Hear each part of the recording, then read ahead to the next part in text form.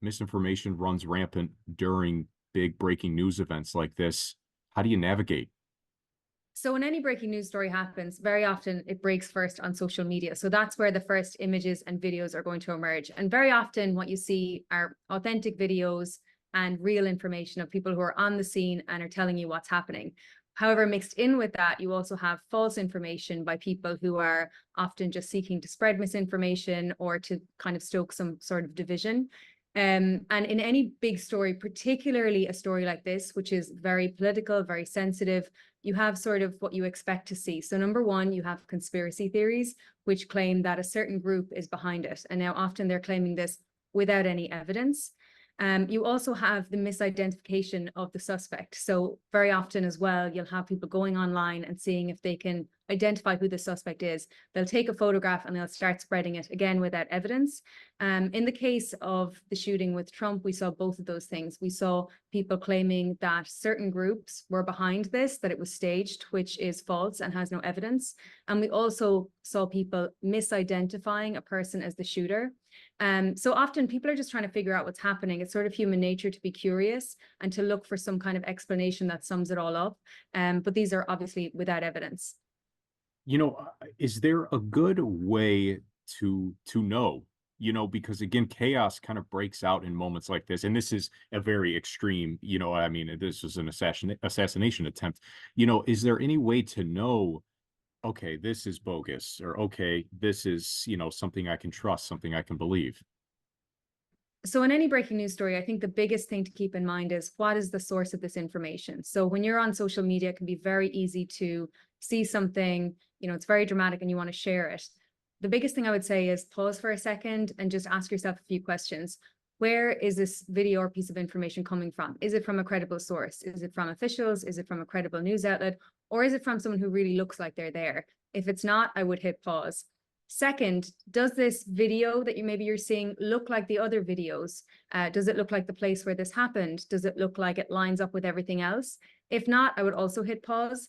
And the other thing to keep in mind as well is anything that sort of is very emotional or very emotive or makes you kind of want to share it, always press pause. The biggest thing I would say is pay attention to who your source is. If it's coming from a credible source, then I would say you should trust it most likely. And if not, I would just press pause and not share. And then I want to dive into CBS News Confirmed in just a second. But, I'm thinking last night when I'm looking at social media, at 1 a.m, and I'm scrolling through TikTok, and it's just Trump video, Trump video, Trump video from this creator, from that creator, and every single person is talking about it. You know, kind of sifting that out and trying to find credible news sources. Where does CBS News Confirmed kind of play a role into something like that? So look, so social media is a great amplifier, particularly of misinformation. And oftentimes people are consuming their news first through social media. So the CBS News Confirmed team was sort of set up with that in mind. Our job is to sift through all of the videos and information that's emerging on social media and make sense of it. So for example, with this incident, with the Trump shooting, our job was to find all of the videos of the incident, sort through them and verify which ones were real. So how we did that was, first of all, searching all social media platforms and gathering all of the videos together. The second thing we do is we try to find eyewitnesses because they're often the ones who have the authentic video. We line it up with other reporting from officials, from CBS News and from our colleagues. And then we also geolocate it. And what that means is we open up Google Earth and we line up where the videos were filmed with the location. And what this does is it ensures that we're absolutely 100% certain that this was filmed at that event. So it sounds kind of complicated, and it is, and it takes time. And I think that's why, with CBS News Confirmed, our whole job is to make sure that we are putting that out there as well. So when people are scrolling on social media, that they see the verified videos on our feed, but they also see what we verified and also what we haven't.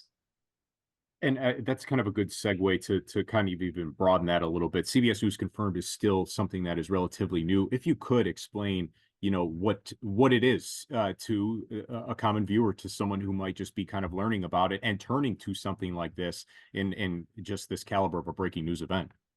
Yeah. So CBS News Confirmed is really focused on visual verification and tracking misinformation online. So in any breaking news story, very often the videos and images are first going to emerge on social media. And it's our team's job to sort through those and to verify what's real and what's not. So on one side, we're verifying the real information, the real videos, the real eyewitnesses from the scene so that our audience can get the fullest picture of any news story when it's happening. On the other side, our team is also tracking the misinformation online. So we're pointing out to the viewers when there is false information online, or we're adding context to videos that they may have seen on social media. And the point of this is that, so when you're scrolling on your phone and you might see a video and you're not sure if it's real or not, our job is to make sure that we give you that extra context that will let you know if it's real or if it's fake. And when it comes to kind of vetting those videos, you know what I mean? Anything else that you can share when it comes to kind of getting legitimate content? Again, we're now 24 hours separated from this event, and it's just really starting to cycle through a lot of misinformation, a lot of stuff across TikTok, Twitter, you name it. If you could just elaborate on that a little more. Social media, unfortunately, is not the best place to find verified information. I think the biggest thing people have to keep in mind is to get their information from reliable sources like CBS News and all of the other great news organizations out there. The second thing I would say is people should just take a moment when they're scrolling to social media and not automatically believe everything they see. So if you see a piece of footage that seems very simplistic, very dramatic, or is giving you one very definitive version of events, just pause for a second. Does this look like the other videos from the scene? Does this line up with the information that I'm getting from other news organizations or officials or other eyewitnesses that I've heard about? And if it doesn't, then pause and don't share. And I think that's the biggest thing. People sharing misinformation is probably the biggest part of the problem because that amplifies it and that makes it more, and it means more people see it. So I think number one, getting your information from reliable sources. And number two is making sure that you don't automatically share what you see on social media before asking yourself a few questions. Again, very much appreciate you taking some time. Anything else you'd like to add or put out there? When news breaks on social media, very often you'll see people sort of jumping on and looking for attention. So what they'll do is they'll try to give you a very simplistic version of events.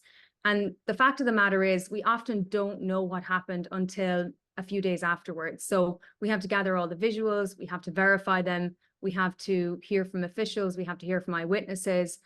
So it often takes time to really figure out what happens.